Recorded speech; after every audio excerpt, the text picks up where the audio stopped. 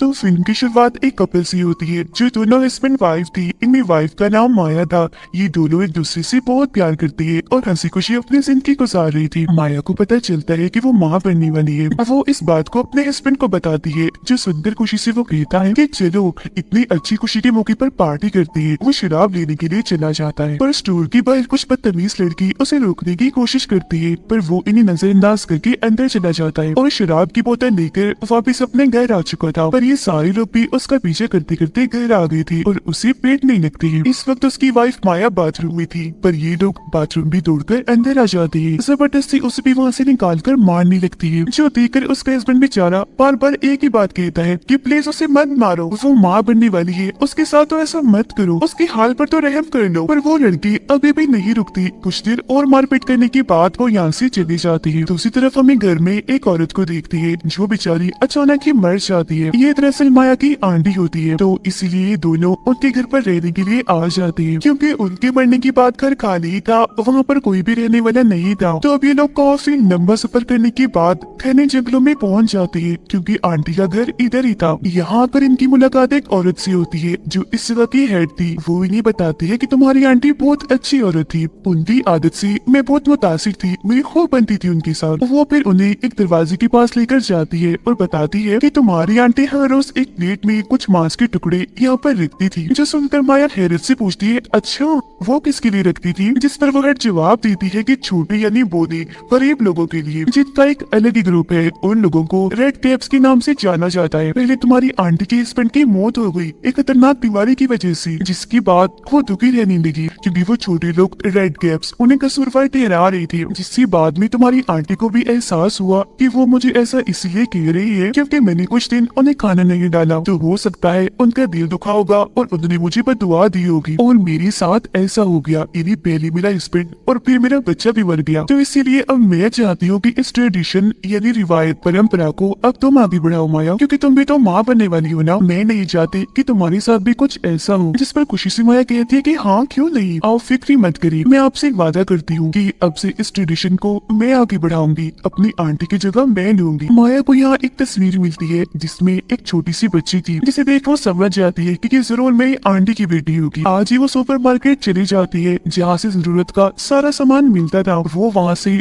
बहुत सारी चीजें खरीदते हैं। ये लोग पैसे देने के लिए जब काउंटर पर जाती है तो स्टोर का मालिक इनसे पैसे नहीं लेता, ये कहती हुई कि तुम उस घर में रहने के लिए आई हो तो मैं तुमसे पैसे नहीं ले रहा हूँ। तो ये लोग खुशी खुशी सामान लेकर यहाँ से जाने लगते हैं। रास्ते में एक वीरान जगह पर रुकती है जहाँ एक फैमिली रहती थी जिसका नाम विलन फैमिली था। ये दोनों एक बार में जाते हैं जहाँ ये सारे लोग एक नजर बस इन्हें ही घूरी जा रही थी। फिर अचानक नॉर्मल होकर सारे लोग इनका वेलकम करते हैं। ये लोग जब बैठे थे तो इनके पास एक बूढ़ा आदमी आता है, कहता है कि बेटा मेरी एक बात हमेशा याद रखना, उस फैमिली के हेड विलन और उनके बच्चों से अपनी वाइफ को दूर ही रखना। अब बार की मालिक यानी हेड कहती है कि मैंने तुम्हारी जिम्मे कोई काम लगाया था, किया रेड कैप्स को खाना डाला? जो सुनकर माया कहती है, ओ शिट मैं तो भूल गई थी कि उन्हें भी खाना डालना है। ये सुनकर वो हेड माया को साइड में लेकर जाती है और कहती है कि तुमने क्या किया, खाना नहीं डाला, वो भूखी होंगी, उन्हें खाना दो। अब हम उस बूढ़े आदमी को देखते हैं। वो जंगल के रास्ते से गुजर रहा था, उसके साथ उसका डॉग भी था जो अचानक खुद को छुड़ाकर वहाँ से भाग जाता है। तो बूढ़ा आदमी उसे ढूंढने के लिए जंगल में आ गया था, जहाँ तभी अचानक कोई अनजान चीज जो मॉन्स्टर लग रहा था उस पर हमला कर देता है और उसे जान से मार डालता है। फिर अगली सुबह जब माया और उसके हस्बैंड नींद से जागते हैं तो उन्हें एहसास होता है जैसे उनके घर में कोई घुस आया है। ये लोग जब चेक करते हैं तो वहाँ विलन फैमिली थी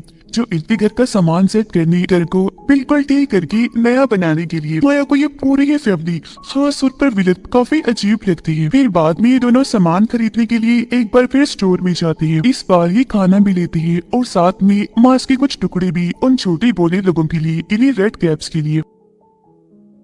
सामान खरीदने के बाद अपनी आंटी की कब्र पर जाती है फूल चढ़ाने के लिए। यहाँ पर तभी एक फादर भी आ जाता है जो इन दोनों को बता रहा था कि तुम्हें ये तो पता चल ही गया होगा कि तुम्हारी आंटी की बच्ची की भी मौत हो गई है, जो एक लड़की थी, मगर उस बच्ची की लाश आज तक नहीं मिली। जो सुनकर दोनों ही काफी हैरान रह जाती है। घर जाते हुए इन दोनों को हेड मिलती है। माया उसे पूछती है कि तुमने तो कहा था कि आंटी की बेटी की मौत हो गई है, पर फादर ने तो हमें ये बताया है कि उसकी लाश कभी मिली ही नहीं। तब हेड सच बताती है कि असल में तुम्हारी आंटी ने उन बुरे लोगों के साथ एक डील की थी। डील ये थी कि वो अपने हस्बैंड को बीमारी से बचाना चाहती थी, जिस पर बुरे लोगों ने बीमारी को ठीक करने के बदले तुम्हारी आंटी से उसकी बच्ची मांग ली, तो मजबूरन उन्हें अपनी बच्ची बोनो को देनी ही पड़ी। उसकी बात सुनकर माया को यकीन नहीं आता और ये दोनों यहाँ से निकल जाती है। माया जब नहाने के लिए वॉशरूम में जाती है तो तभी उसकी नजर खिड़की पर पड़ती है। वहाँ एक आदमी था जो दरअसल विलेत का बड़ा बेटा था। वहाँ खड़ा होकर माया को वो घूरने लगता है।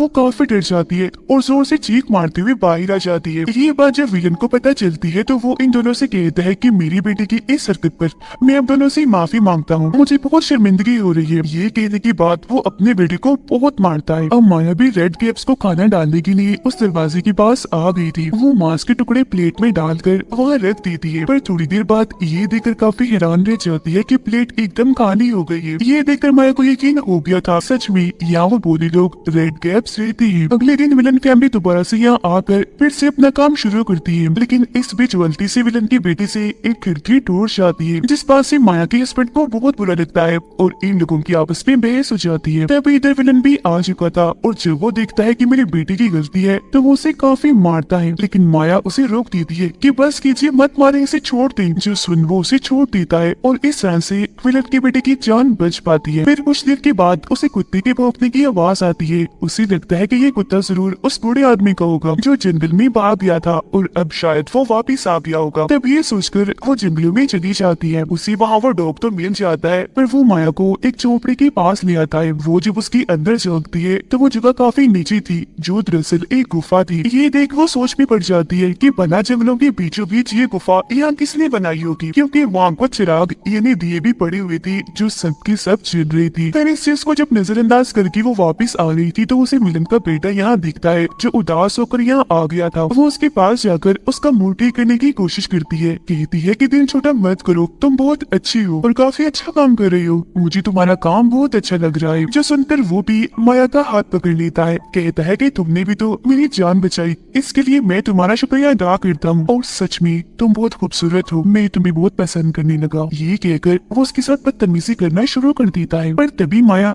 ये देखकर काफी तक रह जाती है कि कोई अनजान चीज जो एक तरह का मॉन्स्टर लग रहा था वो विलन की बेटी पर हमला कर देता है। उसे मारकर फिर खींचकर अपनी साथ ले जाता है। जल्दी से अपने घर आती है और सारी बात अपने हस्बैंड को बताती है। आगे वो ये भी कहती है कि चलो मेरे साथ, मैं तुम्हें कुछ दिखाना चाहती हूँ। उस रास्ते के पार ले जाती है जहाँ रेड कैप्स रहती थी। यहाँ कोई अनजान चीज जो कोई मॉन्स्टर लग रहा था उसे खींचकर अपने साथ ले गया। एक तरह से उसने मेरी मदद की। ये सुनकर उसके हस्बैंड को माया की बातों पर यकीन नहीं आता। वो तो उल्टा उस पर गुस्सा करने लगता है कि शायद तुम्हारा दिमाग खराब रहने लगा है। अच्छा अब छोड़ो इन बातों को, जल्दी करो, घर जाओ, मैंने बाहर में जाना है। बाहर में जब वो आता है तो यहाँ मिलन की दोनों बच्चे भी आए हुए थे। तो वो उसे सवाल करती है कि हमारा भाई मिल नहीं रहा, बताओ कहाँ है वो, शायद तुमने उसे देखा होगा। जिस पर माया का हस्बैंड कहता है कि मुझे नहीं पता, मैंने किसी को नहीं देखा। लेकिन ये लोग फिर भी उसके साथ बदतमीजी करने लगती है, जोर जोर से उस पर चिल्लाने लगती है, जिस पर से बार के मालिक और सेठ को काफी गुस्सा आ जाता है और वो इन दोनों को कहती है कि फौरन निकलो, चले जाओ मेरे बाहर से। उधर माया जब घर में अकेली थी तो उसे ऐसा महसूस होता है जैसे उसके अलावा घर में कोई और भी है। वो जब दरवाजे पर देखती है तो काफी हैरान रह जाती है, क्योंकि एक बहुत ही छोटा सा मॉन्स्टर जो बोना था घर के अंदर घुस आया था, जिसने अपने हाथ में प्लास्टिक का बैग भी पकड़ा हुआ था। माया उसे देखकर काफी डर जाती है, पीछे पीछे बैठने लगती है। जो माया के पास आता है वो उसी बैग पकड़ा कर उसे बगैर कुछ कहे ही यहाँ से चला जाता है। पर जाते जाते वो इस गोले मॉन्स्टर रेड कैप की तस्वीर बना लेती है। वो अब जैसे इस बैग को चेक करती है तो अंदर देखकर उसकी हालत खराब हो जाती है, क्योंकि उसके अंदर विलन की उस बेटी का कटा हुआ सर था। फिर रात होते ही उसका हस्बैंड भी घर आ चुका था, जहाँ माया उसे सारी बात बता देती है कि आज मैंने उन छोटे लोगों यानी रेड कैप्स को पहली बार देखा। वो हमारे घर तक आ गई। अब उसका हस्बैंड जब उस बैग को चेक करता है तो वो भी काफी डर जाता है। माया उसे रेड कैप की वो तस्वीर भी दिखाती है जो उसने चिपके से बनाई थी। अब तभी बाहर विलन फैमिली भी आ चुकी थी। बाहर से कहता है कि दरवाजा खोलो, हमें आपसे जरूरी बात करनी है, मेरा एक बेटा नहीं मिल रहा और मुझे शक है कि वो आप लोगों के साथ है। ये सुनकर ये लोग घर के बाकी दरवाजे भी बंद कर लेती है और अंदर से माया का हस्बैंड कहता है कि हमारे साथ तुम्हारा बेटा नहीं है तो तुम यहाँ से चली जाओ, अगर तुम ना गई तो मैं पुलिस को यहाँ बुला लूंगा। अब ये सुनकर विलन फैमिली इनके घर की सारी तारें काट देती है, जिसके जरिए ये पुलिस से राब्ता कर पाती। अब माया उस सर वाले बैग को फेंकने के लिए चोरी चुपके यहाँ से जाने लगती है, पर विलन की बेटी उसे देख चुकी थी और वो बैग में उसके हाथ लग गया था। बैग को चेक करने पर उसे पता चल जाता है कि हमारा भाई मारा गया है, पर इससे पहले वो माया को कुछ कहती वो यहाँ से भाग चुकी थी। उस दरवाजे से निकलकर वो रेड कैप्स के इलाके में पहुँच गई थी। विलन को भी अब तक पता चल चुका था कि उसके बेटे को मारकर उसका सर काट दिया गया है। उसे इन दोनों पर शक होता है, इसीलिए अपने दोनों बच्चों को कहता है कि जल्दी से इस घर को आग लगा दो, जिसके बाद ही लोग उस पूरे ही घर में आग लगाना शुरू कर देती है। विलन का बेटा भी माया के हस्बैंड को पकड़कर उसे खूब मारने लगता है। उधर माया जंगलों में आ गई थी और यह आकर जोर जोर से कहने लगती है कि रेड कैप्स तुम लोग कहाँ पर हो, प्लीज जल्दी से बाहर आओ, मेरी मदद करो, कुछ लोग अभी मारना चाहती है। पर उसकी इस बात का आगे से कोई जवाब नहीं आता। पर घर में जब विलन की बेटी आग लगा रही थी तो ये देखकर काफी हैरान रह जाती है कि धीरे धीरे करके घर की सारी आग बुझ रही है और इसी के साथ घर के अंदर वो सारे रेड कैप्स आ जाती है जो विलन और उसकी बेटी पर हमला कर देती है, क्योंकि एक तरह से ये माया और उसके हस्बैंड की मदद करने आए थे। विलन और उसका बेटा इन रेड कैप्स इन्हीं बोलों को देखकर काफी हैरान रह जाते हैं। वो सोच रहे थे कि इनके बारे में तो हमने सिर्फ किताबों में ही सुना था, पर ये तो सच में पाई जाती है। इधर तब तक माया भी वापस आ गई थी। जब उसे विलन की बेटी देखती है तो पकड़कर मारने लगती है। जहाँ तभी इनके पास भी रेड कैप्स आ गई थी। वो माया को छुड़ाकर विलन की बेटी को वहाँ बांध लेती है, मार कर उसे तड़पाने लगती है। वो उसे इतनी दर्द देती है कि आखिरकार उसकी मौत ही हो जाती है। जिसके बाद ये रेड कैप्स विलन की बेटी को भी पकड़ लेती है, उसे भी मारकर पहले तड़पाती है और आखिरकार फिर शॉट से मार डालती है। तभी जख्मी हालत में माया का हस्बैंड भी उसके पास आ जाता है, लेकिन तब तक इनके पास विलन भी आ चुका था। उसने हाथ में गन पकड़ी हुई थी, एक गोली वो उसके हस्बैंड को मार देता है। फिर वो जाता है माया के पास और गुस्से में उसे कहता है कि तुमने मेरे तीनों बच्चों को ही मरवा दिया, इसलिए अब मैं तुमसे अपना बदला लूंगा। मैं तुम्हें नहीं बल्कि तुम्हारे बच्चे को मारूंगा, जिससे तुम भी बिल्कुल वैसे ही तड़पोगी जैसे मैं तड़प रहा हूँ। पर तभी यहाँ बड़े आदमी का डॉग आ जाता है जो विलन पर हमला कर देता है और गन उसके हाथ से नीचे गिर जाती है और अब माया उसे उठा लेती है। वो इस गन से काफी सारी गोलियां